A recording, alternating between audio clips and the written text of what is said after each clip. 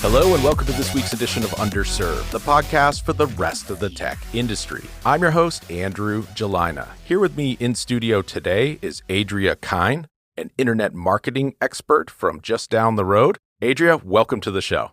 Thank you. Thanks for having me. So I know you had kind of a different route into the tech industry. How'd you end up there? Proximity. So I was in Seattle in the late 90s. I was getting a Ph.D. in archaeology, and a friend of mine worked for Microsoft, and they said they're hiring for this new search engine that they're working on. So that's how I ended up working in search engines there. Ah, and during the dot-com boom, that must have been something. Oh my gosh. So there would be IPO parties where people were blowing $1 million, $2 million almost every night of the week. It was insane. And when I was at Microsoft, at least once or twice a week, you would see somebody trying to drive their brand new Lamborghini around the buildings because trying to get over the speed bumps. There was a Lamborghini dealership right down the street from where we were at Microsoft. Quite opportunistic. Oh, yeah. You know, now when I go to a meetup and there's actually pizza, I'm psyched. I can't imagine a $2 million dot-com party. Oh, you really can't. I mean, excess, like the stuff they would give away and the booze that they would just hand out and the food and everything. It was ridiculous. And, you know, no wonder everything fell apart because that's not a great way to spend your money. Yeah, I heard a few stories. There was one gentleman who was involved with a company and they were in Chicago. They had raised a bunch of money. They decided they wanted barbecue and they sent the corporate jet to Kansas City to pick them up barbecue for lunch. Yeah, I recognize that. Yeah. I've seen that. Yep. So when we started Syrinx, we said, oh, wouldn't it be cool someday if we had a company Lamborghini? And wouldn't it be cool if we had like a 1988 Countach Quattrovalvo 5000, that red one that everyone had a poster of growing up? And then we started doing pretty well and we were like, what would that take? And it turns out you can buy those and they're quote unquote more affordable these days, but they really are as bad as you hear. Yeah, they are terrible cars and they are super uncomfortable. Yeah. Yeah. So we ended up getting a Ferrari for a week and we gave away days of driving the Ferrari. It's called the Keys to the Ferrari contest. And I got to drive it for a couple days. And your story about speed bumps, I got caught on Winter Street. I think it's Winter Street in Waltham. Yeah. It turns one way going up to Trapello Road and there's speed bumps. Oh, yeah. And I had to go over them. Oh, yeah. And I scraped the fairing. And I paid for it.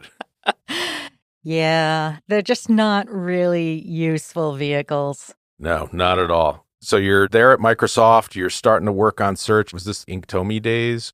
Yeah, so back in the day, this was when there were still directory-based search engines like Yahoo. And so the way that it worked at Microsoft was they had a directory part of the search engine, but whenever a query came through that the editor hadn't already selected results for, it would fall through to Inktomi, which was a crawler-based search engine. Because for at least up until 2005, there were multiple search engines. There were like 10 that people who were doing search marketing would keep track of. R.I.P. Alta Vista. Oh, Alta Vista. Yeah. Lycos, them. Northern Lights. Golly.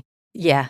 Ask Jeeves before it became Ask and then nothing. So you were actually curating based on what people were searching for to help make it better by hand. Right, exactly. So there was a team of editors who were mostly librarians formerly, and we looked at the top 65,000 most popular queries, and then we hand select the results that we should be returning for those things, which eventually Microsoft decided that they wanted to me too what Google was doing, and so they stopped using editors and they just had their crawler-based search engine, and that's what Bing is right now. But even Google, they have gone back to using human inputs into the data structure that they're using. I mean, they're not having editors select results, but they're having them rate sites so they can use that as training data for creating new additions to the algorithm. Okay, so to make the Borg smarter, they'll say this was a good search result or this was not so great given that query. Right. Yeah. So they have a set of criteria, and every time new ones get sent out, then it's leaked to the press and everybody starts reading about it. But basically, they're just looking for quality. So authority and trustworthiness, that sort of thing.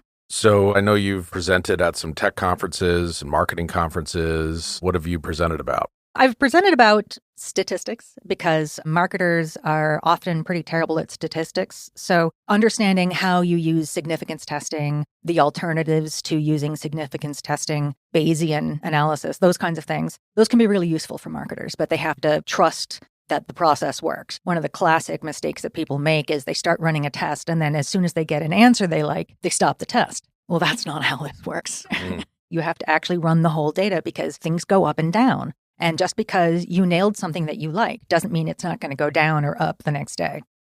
Do you have something out on SlideShare? Yeah, I do. Yeah, a presentation that I actually flipped through, and I saw exactly what you're talking about, where folks will quit once they have the answer they want, whereas they need to back solve and find what is statistically significant. How big of a sample do I need before I can declare victory? Right. And the problem is that you get the hippos, the highest paid person, trying to get you to stop the test early because they don't want to wait. They feel like this is costing me money. We need to start doing this right now. And then trying to explain to them what the results are. If you're trying to explain what the significance testing results are, you're saying, well, chances are that this is not a result that would have happened by chance. And the guy or the gal is just looking at you going, give me an answer. I don't care. Does it work or doesn't it? And so that can be really difficult then trying to communicate those results, which is why there are other methods that I like using better that allow you to say, yes, this is a 76% more successful test than this one. Are you usually like A/B testing marketing campaigns to click conversions or? Yeah, that sort of thing. Also, you might do tests to refine your ad copy if you're doing like paid search ads or something like that. So what causes more people to click through? What causes more people to click through and buy?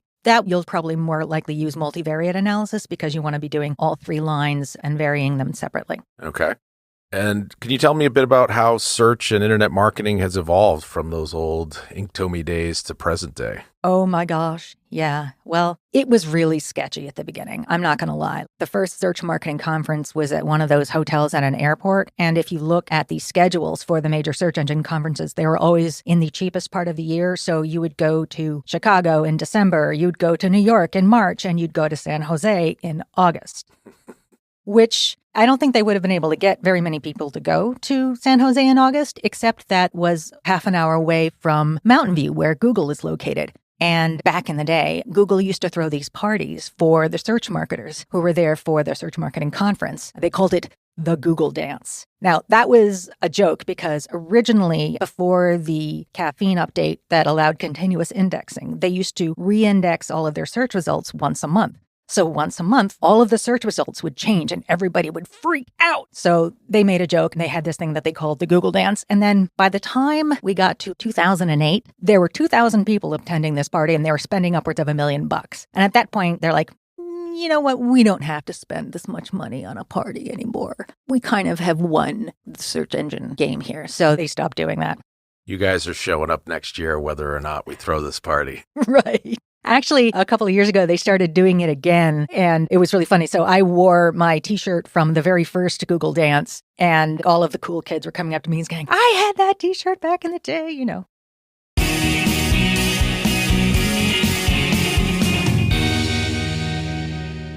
What are some of the misconceptions folks have about internet marketing? Just because you can measure something doesn't mean that you're actually getting good data. People who are very eyeballs deep in internet marketing, they tend to poo-poo traditional marketing because, for example, you don't really know how many people saw your billboard, or you don't actually know how many people watched your television commercial. And so therefore, because you can't measure those things, they think that they're less valuable. And therefore, the display ad advertisements where you can see exactly how many people eyeballed your ad or something like that, they think that that's better. But it's not. It's not necessarily better. And being able to hyper-focus and hyper-target doesn't necessarily improve your results or make you more efficient. It's sort of an illusion about that. Well, I know that when I mention something and my phone happened to have Instagram on and then I start getting ads for that thing, it just kind of creeps me out. Yeah, that is super creepy. And part of the current way that we're doing things in internet marketing is it's surveillance marketing. We are following people around. We are collecting profiles of data about them, whether or not they know that it's being collected. And then we're sort of lying to ourselves that collecting all of this personally identifiable data is actually making our ads more successful. So a lot of marketers have this delusion that people want personalized ads. The dream is that we'll collect all this information about people, and then we'll have these great profiles of all of these people, and then we'll be able to send them personally targeted ads that are just exactly what they're looking for, because that's what people want. Except that's not what people want. Whenever you ask people, do you want personally targeted ads? They say, no, it's creepy. Stop following me around the internet. I don't like this. So the marketers are collecting all this stuff because they think, oh, personally targeted. And then people are like, this is not fun. No, stop listening to my conversations while I'm using Instagram. So they've definitely achieved more personally targeted, but not necessarily achieved more effective and actually making more money because of this. Right. And one of the really glaring examples of this is advertising on YouTube or display ads. So you have all of these ad tech and third-party companies that are placing ads on websites. And the idea there is that you build up a profile on people so that you can say, oh, well, I would like to advertise on someplace like the New York Times, but I don't want to pay New York Times money. So what we'll do is we'll collect data about the kind of people who go to the New York Times, and then we'll just find those people on other cheaper websites, which is kind of missing the point of advertising on the New York Times. The point there is that you are associating yourself with credible journalism and you are supporting that good work. And that having your ad placed there has this halo effect that affects the way that people look at your company. So you don't get that when you're on some crappy site out in the wilderness. Furthermore, there is a huge amount of waste and fraud in these ad placements in all of these other different places. And major advertisers keep finding that their ads are showing up on websites that promote white supremacy or terrorism. And they get really mad. And then they go back and YouTube says, oh, no, we're going to fix this. Your ads are never going to show up on alt-right, white supremacist blog channels again. And then it happens again. Unilever has yanked their money from these kinds of advertisements. They cut their spending down by millions of dollars. And do you know what they said was the result of that? Nothing. Nothing. Did not affect their revenue. So is it kind of up to the buyers of advertising to protect the consumers in a way? Ordinarily, I would say, yeah, maybe it would have to be up to the advertisers. But the thing is, it's turning out to be just the way we work things out with email. And if you remember, like in the early 2000s, there was a lot of spam. And the industry got together and they passed the Canned Spam Act, which basically was just getting permission to spam everybody. But you look right now, I rarely see anything that's spam in my inbox. And even if I look at my spam filter, I might have 25, 30 emails in there if I wanted to go and look. So the reason why there's so much less spam now is not because the industry controlled themselves or because the government passed a law. It's because the email providers wanted to have something up on their competition. So the email providers that had the best spam filtering were the ones that users stayed with. And so that kind of survival of the fittest is how we got rid of email spam. Well, that's now starting to happen with advertising, with this surveillance type of marketing. So the different browser makers are starting to put in better and better privacy controls. And this has got the ad industry is terrified. They've got these industry groups, something for responsible advertising, saying, oh, no, we're going to be great. We're going to protect people's privacy. It's going to be awesome. Maybe we'll pass some legislation like the Canned Spam Act. It'll be fine. But that's not what's going to happen. What's going to happen is that the browser manufacturers are going to find new ways to exclude third-party cookies and to stop people from collecting information about individuals, and it's going to go away. It seems to me that a lot more people are using ad blockers these days. Oh, yeah, that's part of the thing here. The rise of the use of ad blockers directly parallels the increased use by advertisers for this kind of ad tech, where they are collecting information and then trying to follow people around. So the more that advertisers have been doing this, oh, yes, we're going to collect data and personalize stuff, the more people are turning to ad blockers. I don't get a lot of spam in my inbox, but you know what I am getting? What's that? A ton of phishing. Oh, God, yeah. So we're Office 365 customers. Mm-hmm.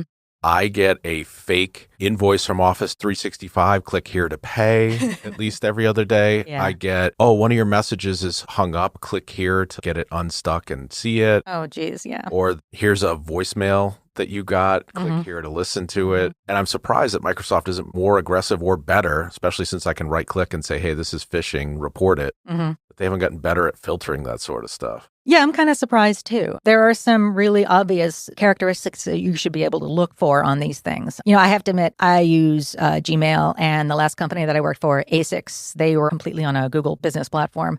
And so all our email was basically through Gmail there too. And I never got any of those things. I still don't get any of those phishing things. Oh, maybe they're going to have to hire some folks from Google.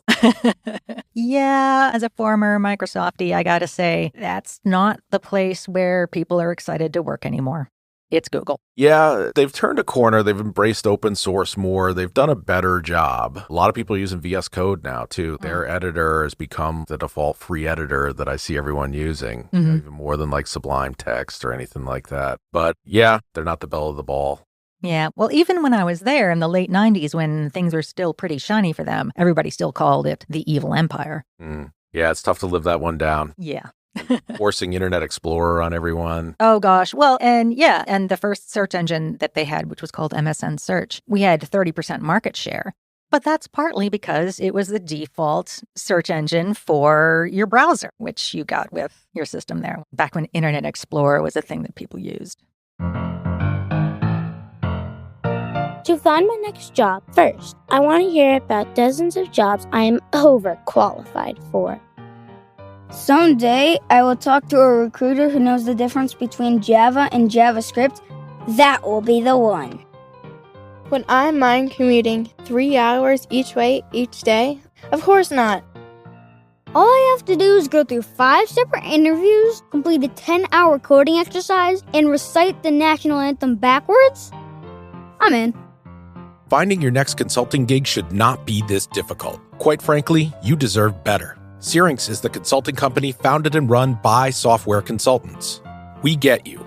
Find out why our employees are some of the happiest and best paid consultants in the industry at syrinx.com. That's SYRINX.com. Find a better way today.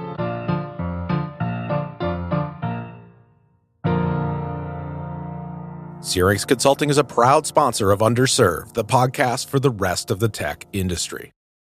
So I found something well into the 2000s that I didn't think existed. There's companies that buy and sell domain names. We all know that. Yeah. But there's some that specialize in the English noun ones. And there apparently is still a segment of people that when they want to find out about photography, they type in photography.com. When they want to find out about magazines, they go to magazines.com. Yeah, people are not good at search. They're just not. And I say this as a search professional. I've been doing this for almost 25 years. People are terrible at searching. And all of the improvements in search engines are just them trying to figure out how to help people be less bad at searching. When I was at Microsoft at the search engine there, we would look and see the exact data for what people were searching for on a daily basis. And every single time in the top 10 most common, most popular searches, you would have 2 of them be versions of Yahoo, like www.yahoo, yahoo.com. That's what people were searching for. Just trying to get to a curated site. Yeah, exactly. It started as being very sketchy, and it's gotten to be a legitimate form of advertising now, but it's still full of people who are treating it like it's sketchy. Like they have people who do search engine optimization or, who work on organic search. And there are black hats and white hats. So the white hats are people who are just trying to help their clients put their best foot forward. And the black hats are people who are trying to cheat. They're trying to use sneaky tactics to try to fake their way to the top of search results. And the whole history of the internet, I got to tell you, has been about people like me, people who did SEO, are the reason why the internet can't have nice things, because Google's algorithm wanting to have links to sites meant that people were setting up all of these link farms and dropping weird comments into people's comment things so that they could link to their site. If you ever look at something really strange on the internet and you're like, why would anybody do that? Usually it's because they're trying to game the Google algorithm. It seems like it's been a continuous game of cat and mouse since paid search and or selling anything on the internet started happening. Oh, absolutely. Absolutely. It's just been a war back and forth between the search engines and the spammers who are trying to do cheaty things. And the thing is, originally, even the so-called white hats were still doing the cheaty things because you had to in order to be able to compete with the people who are less ethical, I guess, about the way that they were approaching things. There used to be these things called doorway pages, which was a page where you put information just for the search engine to see so that it would be ranked highly. But then when an actual visitor would see the page, something completely different would come up and be about the thing that you wanted to sell them. So people, when they originally started doing search marketing, they had this very junk mail kind of attitude of let's just get this thing up in front of as many people as possible. It doesn't matter if it has nothing to do with what they asked for because we'll get that percentage. So you had people who were trying to be ranked for words like Microsoft or Disney when they were selling shoes or contact lenses. And in the beginning, they were able to do a lot of messing around with things, and they were able to get around a lot of the safeguards that search engines like Google had put in place to try to prevent that. But over the years, Google has gotten better and better at screening out the fakers and the people who are trying to cheat their way to the top. I remember a few of those way back in the day when you click something, end up somewhere completely different and be like, how did that happen? Why did that happen? Yeah. And now, not only am I not going to buy this product ever, I'm actually kind of mad at the duping. Yeah, no. So eventually people learned that the way to be successful with search marketing is to look very carefully what people are asking for and then give them that thing. Don't try to put your thing in front of people if they didn't ask for it. And that's sort of the opposite of most kinds of advertising, which is you're pushing your message out, whereas search marketing is you're pulling in what it is that people are looking for. But there are still these people who have this attitude that's sort of held over from the earlier days about we're going to figure out Google's algorithm and we're going to use these ranking factors and we're going to optimize our websites so that they go to the top of search results and blah, blah, blah, blah. It doesn't work like that anymore. How often is Google making any sort of substantive change to their ranking algorithm that marketers are having to react to? They make changes pretty often. They make a lot of small changes that nobody really notices, and then they make big changes a couple of times a year. There are industry journals that track major algorithm updates, and they document what sort of things are affected by them. And then people try to keep an eye on those and adjust their strategies based on what they think the new algorithm updates are. But to be perfectly honest, at this point, just try to make the best website you can, have there be a real reason for people to want to go there, and trying to monkey with things in order to fool the algorithm is just a waste of your time. That's pointless. I mean, I'm not going to say that you can just put up whatever you want and you'll be successful, because there are specific things that search engines are looking for as signals. When I first started doing SEO in the early 2000s, I was working for a lot of pharmaceutical companies, and they would have these websites they were intending for patients where, let's say, for example, it was an eczema treatment. So they would have all of these pages and blah, blah, blah, and here's the symptoms page. And so on the symptoms page, it wouldn't say the word eczema. It would just say symptoms, and then it would be talking about all of these symptoms. But if you just arrived on that page, you'd be like, symptoms of what? And trying to get people to understand that, no, you actually need to name the thing that you're talking about on, I know, on the page. Go figure. Must have been revolutionary. Oh God, people pushed back so hard. They're like, that's going to be stupid. It's going to look terrible. People know what kind of disease state it is because that's what the whole website about. It's like, yeah, but that's not how they're entering your site. They're not entering your site from the homepage. And they're not doctors. Yeah, so you need to be explicit about what you're doing.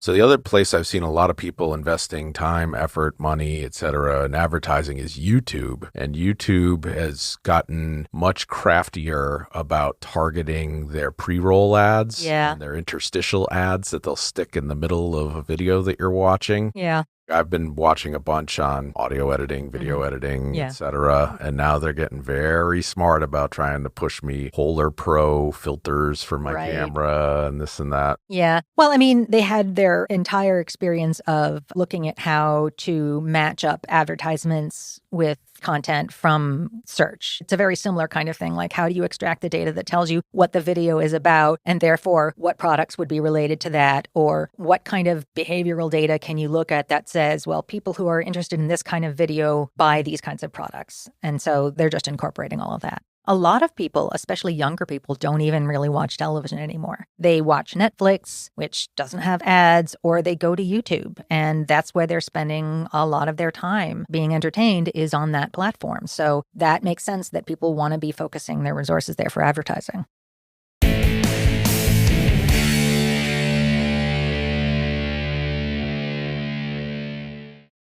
Tell me a bit about your hobbies. What are you into when you're not helping people refine their internet search marketing?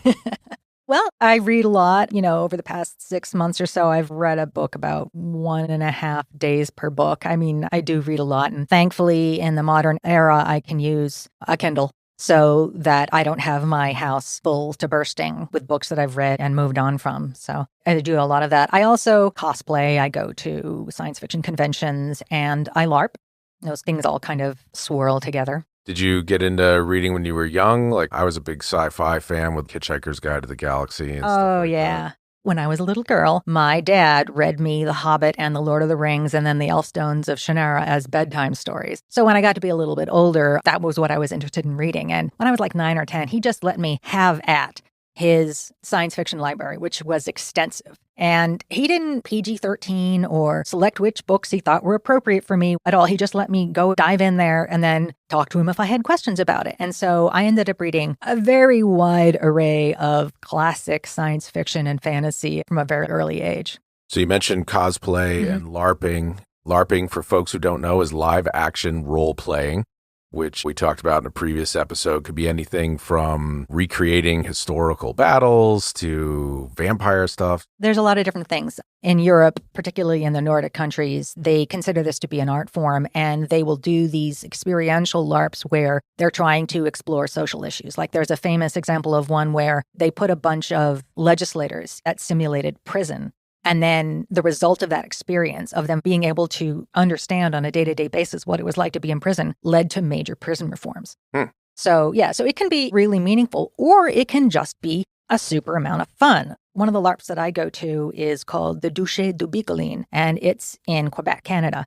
And that one is just fun. It's sort of a faux medieval kind of setting, and it's on this permanent setting. So there's this huge area that's just devoted to this LARP. And over the 25 years or so that they've been running this LARP, people have built little buildings. So there's like 250 medieval-looking buildings permanently located on this site. And that's unique in the world. So who builds these buildings? I imagine you don't own them because they're sitting on this guy's land. Basically, you have like a 100-year lease. So I have a cabin there, and you pay to build it on their land, and you chip in for the taxes and that sort of thing. And then you can go there not only when there are actual LARP events, but also other weekends throughout the year. You can use it as your vacation home, which is a very Canadian thing to have a cottage that you go to on the weekends. Do people get together to build these big structures, or is it mostly individuals? The way the game is structured is it's not so much about individuals, it's more like a guild level game. So we're all participating from the point of view of our guild. So the first 3 or 4 years that I was in the game, I was leading a guild that had about 200 people in it. And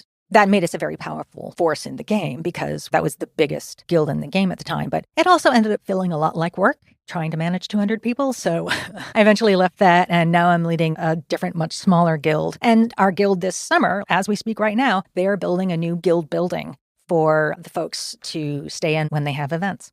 Now, how long does that event last? Like, how long are folks up there in the woods in Canada? Well, there are weekend events, but the big event and the thing that the Bicoline is famous for is that every year they have the Grande Bataille, which is a week-long event in August, and about 3,000 people show up. Wow. Yeah. So it's pretty neat. And they take being in costume and being in character very seriously. They have this really cute word to describe it. They call it decorum. So if you pull out your phone, that's not decorum. Oh, yeah. And you'll have children going, pa decorum, pa decorum.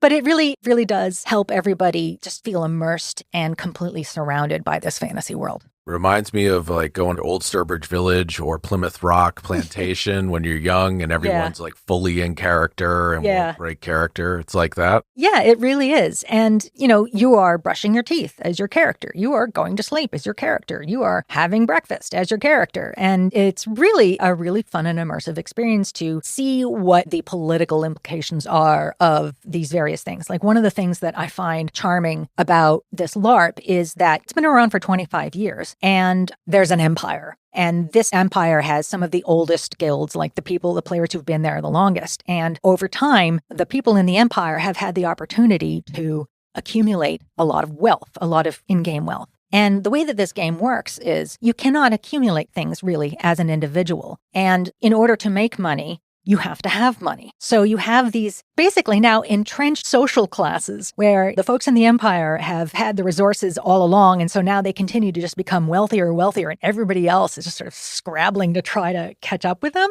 Sounds like real life. It is. It is. It's actually a pretty good model for economic inequality. Huh.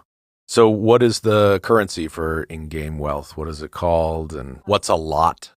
There are 2 different kinds of currency. So the first is the actual money to pay for things, and that's called a solar. And there are a couple of different currencies, but they all basically have the same exchange rate. And then the other thing is, because the other part of this game is there's a card game with resources. So all of these resources are represented by these cards. And then so this card might be worth 200 solar, or this card might be worth 300 solar. And again, just like real life, stock markets have appeared. So there's a guy who has a stock market in the old town, and he has a board out there, and he's got the going rates for all of the various kinds of resources that people want to trade for. And there's a couple of other people who don't have like actual shop fronts. So it's really entertaining. Have you met any folks up there that you then run into in Boston in real life later on, or? No, actually, there's basically all the people who go to Quebec to play this game are in my guild. For the most part. Okay. Yeah. Would it be like Fight Club where you just kind of nod at each other and like keep walking? No, honestly, if I saw somebody I knew from Quebec, I would definitely go up and there would be socially distant hugging and stuff like that. Yeah. Wow. Actually, how is that going to affect it? Did they have it this August? No. No, they haven't had any events this year. Yeah, it was really disappointing. Every March, they have a fancy ball, the bal pourpre, which is the royal ball. And they had to cancel that too. They're going to start having events in maybe like a couple of months, but, we're not going to be able to go to them because the border's still closed. Oh.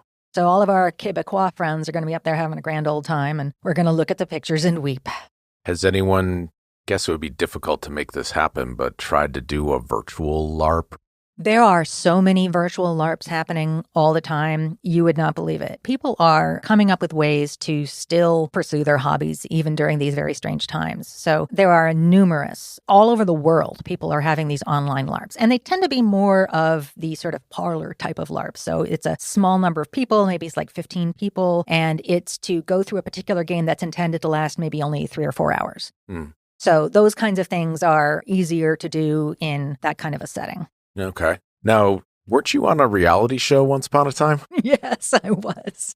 Yeah, and up until that reality show, I had succeeded in staying entirely off of the internet. You could have searched for my name and not found a thing.